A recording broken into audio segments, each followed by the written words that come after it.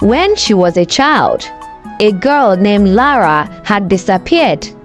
They had found her by the same river, her face frozen in fear, her body cold. And then, after Lara's death, Kemi's visions had begun. Her appearance had changed. Her ability to see memories, to feel other people's emotions had started then.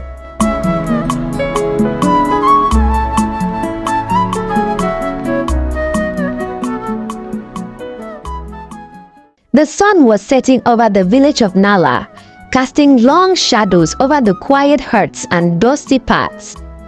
People were gathering their things, children were called home, and fires were being lit. But there was one house everyone whispered about as they passed, a small old hut at the edge of the village, where Kemi, the beautiful young woman with long golden knotted hair and grey eye, lived alone. Kemi was very, very beautiful, but she was single. She lived alone in the hut, and she had never been married. Kemi was known as the keeper of secrets. People would go to her with their worries and troubles, and somehow she always knew what to do or say. But not everybody trusted her. Some whispered that she could see into people's minds, that she could even speak to the spirit of the past. Others said she had a dark past of her own, one she had hidden deep inside. One evening, Kemi sat outside her hut, weaving a basket, when she noticed little Ayo, a cheerful girl with wide eyes, skipping down the path. Ayo often visited Kemi, bringing her fresh fruit or flowers. She was curious, always asking questions, and Kemi enjoyed her company. But that night, Ayo looked different. She wasn't smiling. Her usual bright face was worried. "Ayo, my dear," Kemi said in a soft voice, "what troubles you?" Ayo looked down, twisting her fingers. "Kemi, my friend Nia said, she said you can see secrets. Is it true?" Kemi sighed. "Well, I sometimes help people find answers. Why do you ask?" Ayo's eyes filled with tears. "It's my sister. She hasn't come home. Mama said she went to fetch water, but it's been hours and she's not back." Kemi's heart sank. Missing people were rare in Nala, but when they did disappear, it was usually for a terrible reason. She placed a gentle hand on Ayo's shoulders. "Don't worry, my child. Go home to your mother. I will see what I can do." As soon as Ayo left, Kemi felt a chill in the air. She closed her eyes, letting her mind drift into the quiet darkness. It was her gift. She could sometimes feel the energy of people's thoughts, their memories, and in that moment, she felt a faint trace, like a tiny whisper, leading her towards the thick forest. The next morning, the village was buzzing with fear. The news spread fast. Ayo's sister, Simi, was missing. Villagers gathered outside Kemi's hut, some pleading for help, others accusing her. "You know things," shouted one man. "Why won't you help us find her?" Kemi raised her hands, trying to calm them. "I am trying, but the path is not clear yet. Please, give me time." But not everyone believed her. Some villagers began to mutter that perhaps Kemi had something to do with Simi's disappearance. They pointed to her strange ways, her weird look, her quiet life, and her mysterious abilities. As the villagers argued, Kemi quietly slipped away, following the faint whisper of Simi's memory that still lingered in her mind. The trace led her deeper into the forest, past the familiar trees and into the darker, more shadowy part of the woods. The forest felt alive, watching her, and then she saw something. A blue ribbon caught on a branch. The same ribbon Simi had worn in her hair. Kemi's heart quickened. She knew she was close, but something was wrong. She closed her eyes and let her mind open once more. She felt Simi's fear, her panic, but also something else, something dark and cold, like a shadow waiting in the trees. Kemi took a deep breath, feeling the cold shiver of fear that wasn't her own. It was Simi's fear, lingering in the air. Kemi clenched the ribbon in her hand, her heart pounding.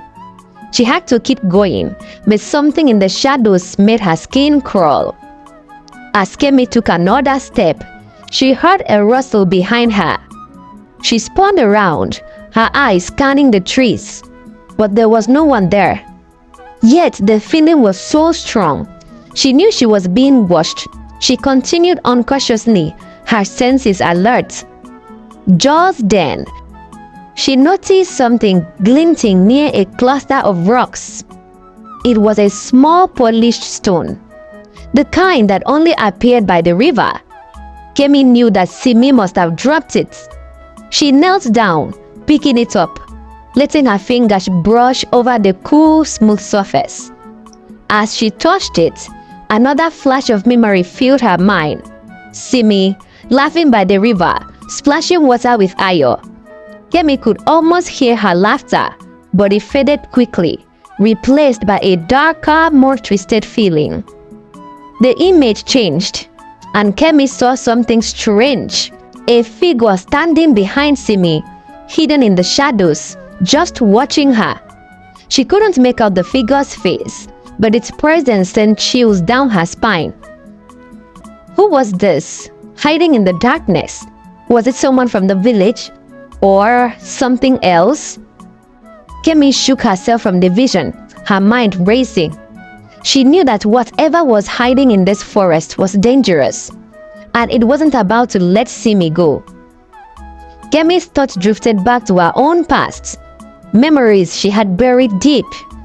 She had seen a presence like this before, long ago. It was something dark, something that fed off fear and secrets, and she knew that if she didn't act fast, it might claim Simi forever. Just then, she heard footsteps approaching. She quickly ducked behind a tree, peering out. It was Jara, one of the village men, and he was carrying a machete. His face hard and tense. Kemi's heart skipped a bit. Jara was one of those who didn't trust her, always suspicious of her ways. But why was he out here alone, with a weapon? Jara stopped, looking around as if searching for something or someone. Kemi watched him closely, her hand still clutching Simi's ribbon. She didn't know if she should reveal herself or stay hidden. But just then, Jara spoke, his voice low. "Kemi," he called out, his voice echoing in the quiet. "I know you're here. I know you have something to do with Simi's disappearance." Kemi's pulse quickened, but she stayed silent, her mind racing. She knew she needed to handle this carefully. If Jara found her now, he might accuse her of something she hadn't done, and the villagers would only believe him. But she also knew he might know something. She decided to step out from behind the tree, holding her hands up in a gesture of peace. "Jara," she called calmly, "I am here to help find Simi. I don't want trouble." Jara narrowed his eyes, his grip tightening on the machete. "You always say you can see things, that you know secrets. If that's true, then tell me where she is." Kemi met his gaze, trying to stay calm. "I am following her trail. I don't know where she is yet, but I feel something dark." Jara scoffed, his voice harsh. "You and your dark visions. If you're lying, Kemi, I swear." But a sudden noise made them both freeze. It was a soft whimper, like the sound of a frightened animal. Kemi's heart leaped. It was faint, but she was certain it was Simi. She turned, her eyes scanning the trees, listening closely. The sound came again, and this time, it was unmistakable.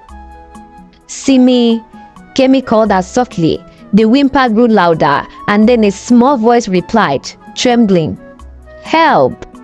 Please!" Kemi didn't wait. She rushed forward, Jara following behind her. They moved through the trees, ducking under branches until they came to a small clearing. There, huddled by a fallen tree, was Simi, her face streaked with tears, her clothes torn. She looked up, her eyes wide with terror. Kemi knelt beside her, gently taking her hand. "Simi, it's okay, you're safe now." But Simi took her hand, her voice barely a whisper. "No, it's still here, watching us." Kemi glanced around, feeling the darkness closing in. She knew they needed to leave the forest, but she also knew that whatever had been watching Simi wasn't gone. It was still out there, hidden in the shadows, waiting for them to make a move. "Jara," she said quietly, "we have to get out of here, but we must be careful." Jara nodded, his face tense. He lifted Simi in his arms, and they began to make their way back through the trees.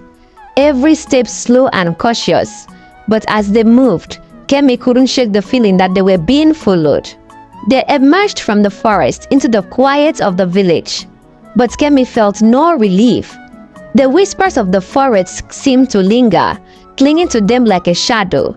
Simi clung to Jara, trembling, her eyes darting around as if expecting something to leap out at her at any moment. Kemi placed a hand on the girl's shoulder, giving her a warm smile. "You are safe now, Simi," she whispered. But Simi shook her head. "No, Kemi, it's still out there. It followed me." Her voice dropped to a fearful whisper. "It wants something, something you have." Kemi felt a cold shiver. She thought back to the figure she had seen in a vision. A dark looming shadow watching over Simi by the river. It wanted something, but what? That evening, Kemi tried to shake the feeling of dread as she walked back to her hut. She closed her eyes, breathing deeply, trying to reach out with her mind, hoping to sense what was hiding in the forest. But she felt nothing. It was as if whatever had watched them had slid back into the shadows, beyond her reach. As she was about to enter her hut, a voice startled her from behind. "Kemi." She turned to see Jara, standing in the twilight. His face was tense, and his eyes seemed sharper, even colder. "You said you knew secrets, Kemi. You saw Simi's memory in the forest. What did you really see?" Kemi hesitated, sensing a strange energy in his voice. "I saw a dark figure following her. I don't know who or what it was, but it felt ancient, old as the trees themselves." Jara stared at her for a long moment. Then he stepped closer, his voice low. "Do you remember, Kemi? When we were young, there was another girl who went missing, just like Simi. She was found in that same part of the forest." Kemi's eyes widened as a memory stirred. She had almost forgotten. When she was a child, a girl named Lara had disappeared. They had found her by the same river, her face frozen in fear, her body cold. And then, after Lara's death, Kemi's visions had begun. Her appearance had changed. Her ability to see memories, to feel other people's emotions had started then, but she had never connected it to Lara's death. Kemi felt her heart pounding as she looked into Jara's eyes. "Jara, you know something about this, don't you?" Jara hesitated, his face hardening. "There is something I never told you, Kemi. When I was young, I heard the elders talking. They said there was a curse in the forest, a darkness that hungered for innocence. It takes a child every few decades to keep its strength." Kemi felt a wave of horror. "And you knew this, and you never told anyone?" "I didn't believe it," Jara protested, his face shadowed with regret. "Until Simi disappeared. And I remembered the way the elders looked at me, like they expected me to carry this burden alone. Kemi's mind raced. She realized now that she had been chosen, that her gifts, her abilities to see memories, might be a part of the curse plan. It had latched onto her, using her to guide it to the innocents. She felt sick as the truth washed over her. "So what do we do?" Kemi asked, her voice barely a whisper. Jara's face darkened. "There's only one way to stop it, Kemi. You must give it what it wants. You are its last link. The curse lives on because of you. If you end it, the curse dies with you." Kemi's heart sank as the truth of his words settled in. Her whole life, she had been haunted by the secrets and memories of others. Now, she understood why. She was the bridge between the living and the cursed spirit in the forest. Kemi looked back towards the shadowy trees, their branches twisting in the darkening sky. She nodded slowly, feeling a strange calm wash over her. "Then, that is what I'll do." Without another word, she walked back into the forest. Jara called after her, but she ignored him, knowing he could not help her in what she was about to do. As she reached the clearing, Kemi knelt down, closing her eyes. She let her mind drift, reaching into the darkness within herself, calling to the presence that had haunted her for so long. "Show yourself," she whispered. "I know you are here." A shadow appeared before her, taking shape as it moved closer. It was the same dark figure from her vision, tall, with hollow eyes and an empty face. Kemi felt a surge of fear, but she held her ground. The figure reached out, and Kemi felt its icy touch brush against her forehead. She closed her eyes, letting it see into her mind, into her memories. She let it feel her regret, her loneliness, her sorrows. She offered herself to him willingly, hoping that this would finally be enough. But just as she felt herself slipping away, a strange warmth blossomed in her heart. She saw faces: Simi's face, Ayo's face, the people of her village. She saw the love she had shared, the lives she had touched, and then she felt something else. Deep inside her, a light that the darkness couldn't reach. Kemi opened her eyes, feeling the warmth spread through her, pushing back against the cold shadow. "You will not take me," she said, her voice steady. "You have no power here anymore." The shadow recoiled, twisting as if in pain. It let out a low, terrible sound, a mixture of anger and defeat. Kemi watched as it faded, dissolving into the air. As the last traces of the darkness faded, Kemi felt the weight lifted from her heart. She knew that the curse had finally been broken. Its grip on the village of Nala shattered forever. When she emerged from the forest, dawn was breaking, casting golden light over the village. The villagers gathered, watching her with wide eyes. She had returned back to her normal self. Her eyes were now black, and her hair had returned to normal. She smiled, feeling a peace she had never known in years. She was no longer the keeper of secrets. She was simply Kemi, a woman who had faced the darkness and found her way back to the light. She no longer saw memories of people or heard their thoughts. She was now free to live her life the way she wanted.